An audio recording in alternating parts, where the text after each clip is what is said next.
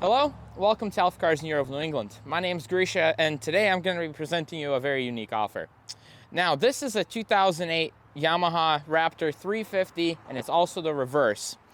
Reverse obviously implying that it has a reverse gear, which is actually something quite unique for a sport quad. Now, this quad is two-wheel drive, rear-wheel drive, as it is a sport quad as mentioned. This is the same motor that Yamaha used in their Warrior series, which was a 350 four-stroke, just like this quad. That they ran that quad for almost 20 years, and it just got antiquated because of the frame design and geometry, which this quad for the year was extremely groundbreaking. This is a very slack frame. It leaves you plenty of room to move your weight to the back for high performance riding. This quad was also refreshed with some upgrades, some tasteful upgrades. It has the Protaper high-rise bars. Now these are Raptor specific for their bend and shape. We just put on brand new Sunlight lock-on grips. As the previous owner put on these really nice adjustable folding levers, as well as a full Ricochet off-road skid plate. Now this goes for the set of front A-arm skids right here, as well as the full skid for the length of the chassis on the bottom. Now this quad also has a Moose Racing rear skid for the rear carrier assembly, which goes for the swing arm, sprocket, rear brake disc.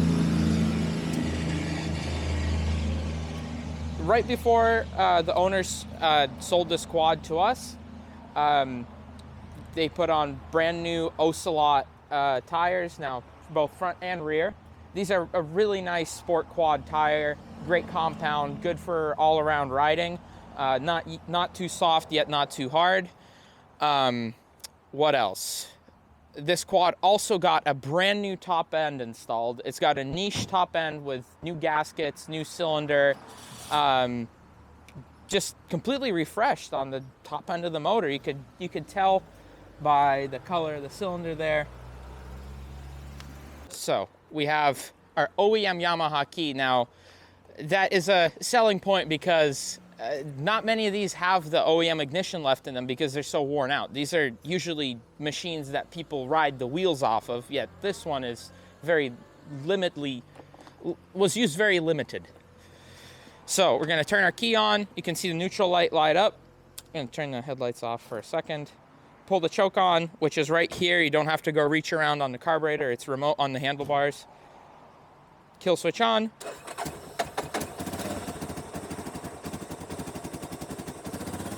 It's still cold, been sitting, but...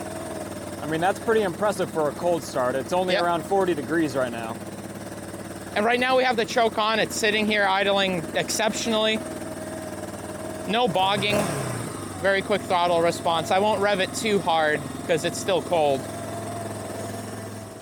Well, we'll let the quad warm up here for a second. The carburetor was cleaned at the time the top end was done, which was early summer, and it was obviously jetted for those temperatures.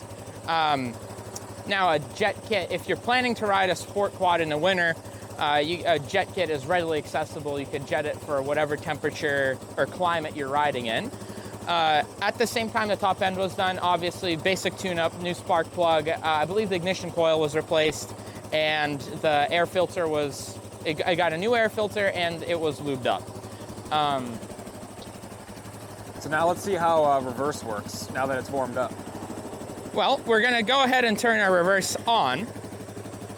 We're gonna pull our clutch in, pull up on this lever, and just move it back. You can feel the quad click back. And just like driving it in any other gear, you just start easing off the clutch and the quad goes backwards. Now to move out of reverse, we're gonna pull the lever up, click into first. There we go. And you're good as gold. Front brakes are just bled. The front pads have about 80% life left in them. Both the front and rear brakes stop the quad exceptionally. The suspension, which I'll demonstrate in a second. The suspension is nice and smooth. Nice good rebound, not too bouncy or springy. It's not a pogo stick. Also, the rear grab bar was just refinished in matte black along with 2 plastic supports. Got new hardware here.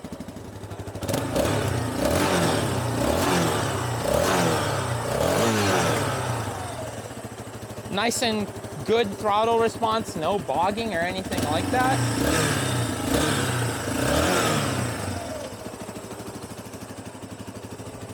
I mean, you can tell too the valves are adjusted right. It's not too rattly. It has a very quiet idle. Now this is also a rarity among Raptors, that the front bumper, quote unquote, this plastic piece isn't all crunched up or cracked up because, again, as I mentioned, people ride the wheels off of these things, respectfully, and these are just a disposable part at this point. Now this one is perfect. It doesn't even have a chip on the sharp edges or anything like that.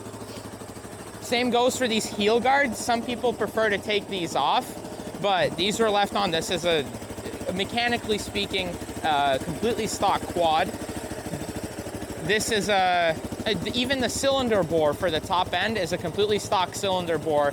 The piston, cylinder, rings, everything is to OEM spec. Now, I can give a little demonstration of this. Take it around.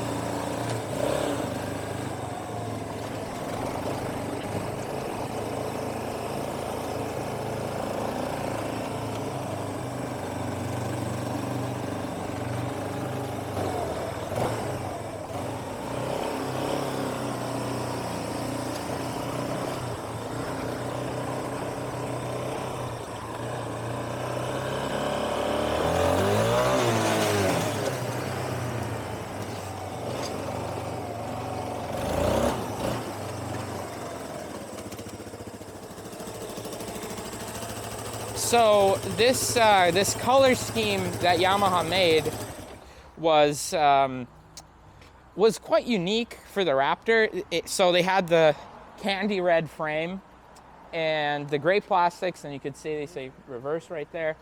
I'll turn the headlights on because this is a Raptor special. You have the angry design front lights.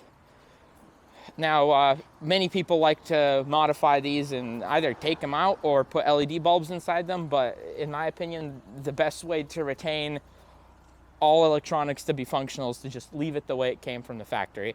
And this is precisely how this one is. Now, also the oil was just changed. This is an air-cooled quad, so you don't have coolant, you don't have antifreeze, all that stuff. No radiators. It's just very straightforward, very simple.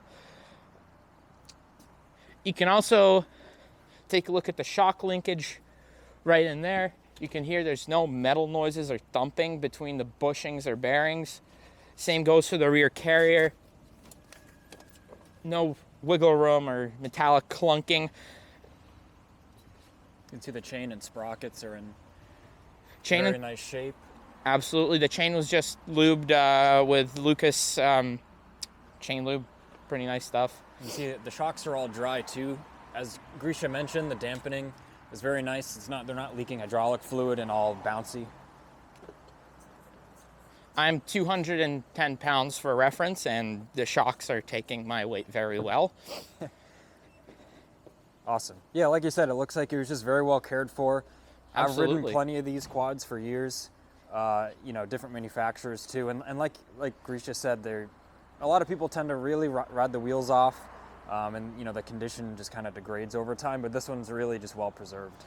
This also two more points I wanted to touch on was we put a brand new lithium-ion battery in it, so this thing starts up instantly. This is an electric start only quad. You do not have a kickstart, so you're completely dependent on a battery. Although you can bump start it though if you are in a pinch. Absolutely. Yeah.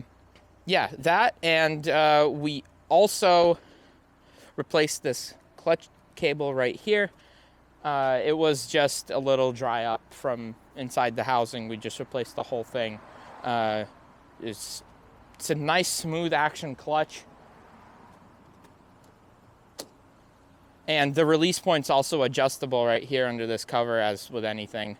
It's a very nice, very well cared for, not ridden into the ground quad, which is something, sport quad, which is something you don't find much. And it's also on one of the most legendary Yamaha chassis ever created, along with the motor, which is a legendary motor.